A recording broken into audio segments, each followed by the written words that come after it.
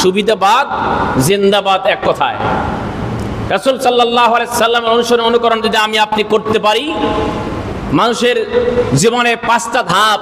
1 নম্বর হলো শৈশবকাল, 2 নম্বর কৈশোর, 3 নম্বর যৌবনকাল, 4র্থ নম্বর হলো একটি মানুষের পরিণত বয়স, 5ম নম্বর বার্ধক্য। এভাবে একটা মানুষ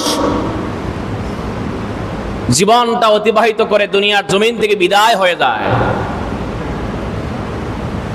তেমনি ভাবে আল্লাহর নবীর গোটা জীবনটা এরকমের ভাগ ছিল, শৈশবকাল, কৈশোরকাল, যৌবনকাল, পরিণত বয়স এবং বার্ধক্যকাল। গোটা জীবনটা যদি আপনি আমি সাজাতে পারি, তাহলেই না আমরা রাসূলের ভালোবাসার মাধ্যমে আল্লাহর ভালোবাসা পাবো, আর আল্লাহর ভালোবাসা পেলেই আল্লাহর জান্নাত পাবো। বলুন সুবহানাল্লাহ।